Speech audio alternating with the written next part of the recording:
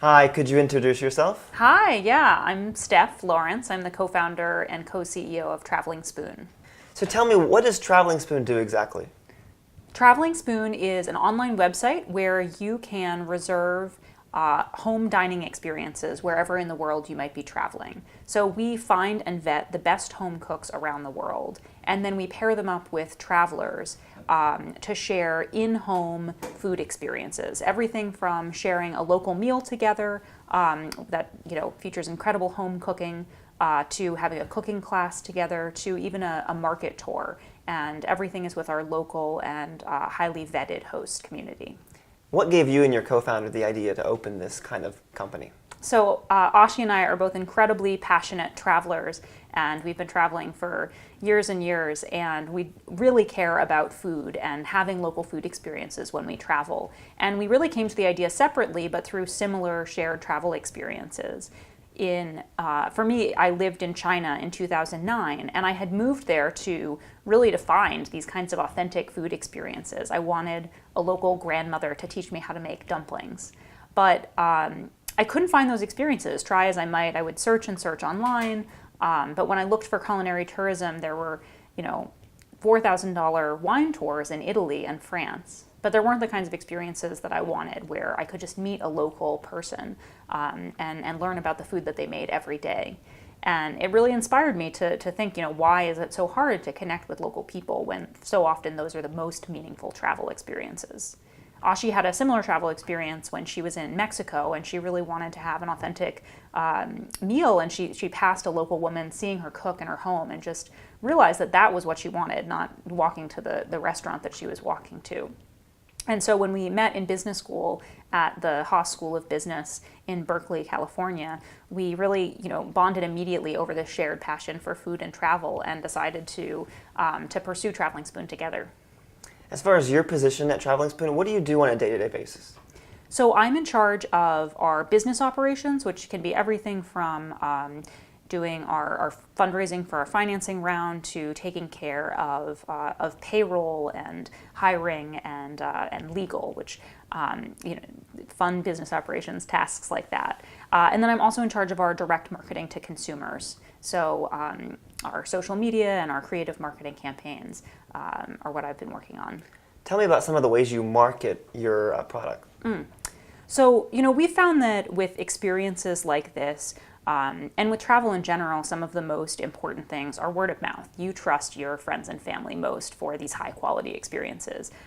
Everything from, where should I stay, to what are the kinds of things that I should do, to even what city should I go to when I'm visiting, Korea.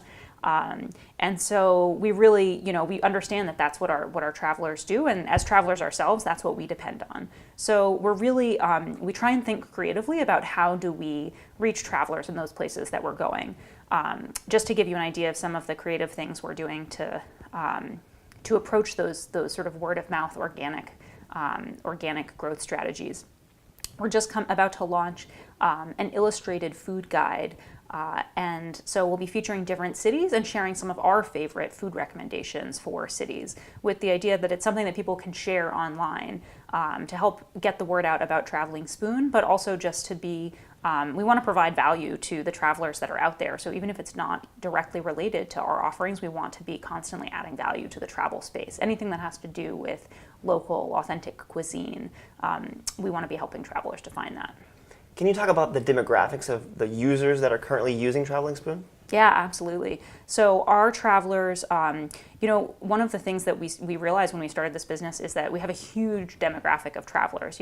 Everything from younger travelers who might be just out of college, all the way to older luxury travelers who might be retired. We find that across those demographics, so many people are interested in insider, authentic experiences. So. In fact, one of the things that we found when we did our customer research really early on was that one of the number one complaints that travelers gave us was when things are too touristy.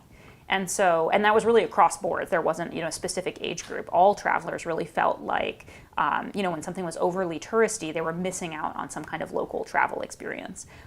So that being said, our main travelers are probably young professionals, sort of 25 to 40, and then also older retired travelers. We don't have too many travelers, I would say, in their mid-40s with younger kids, for instance, just because I think those people aren't traveling quite as frequently to the destinations where we are in Asia. Right. Now, I have a challenging question, perhaps. In addition to your hosts that are just stay-at-home moms or retirees, would you also be open to smaller restaurants that want to get the word out about their restaurant? Yeah, that's a great question. Our focus right now is definitely on home dining experiences, partially because we wanted to provide travelers with access to something that was missing, and so we really wanted to focus on areas where we could add value. That being said, we absolutely are partnering with people who are already doing things, and so just to give you an example, I mean, some of the most incredible.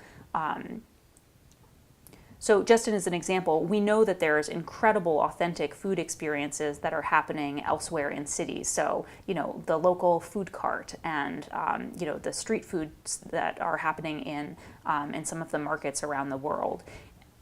And what we're most passionate about is making sure that our travelers have access to those authentic food experiences. So absolutely down the line, we see that we might offer, street food tours of some of these like amazing street food offerings in India, for instance. And maybe that could even be, a mom and pop restaurant shop that fits into that tour. So, I think as long as it's helping us in the end of connecting travelers with really meaningful travel experiences through amazing food, it's absolutely, could be possible. All right. Well, Steph, thanks a lot for talking with us. Thank you I so really much. appreciate It's a pleasure. it. Thanks.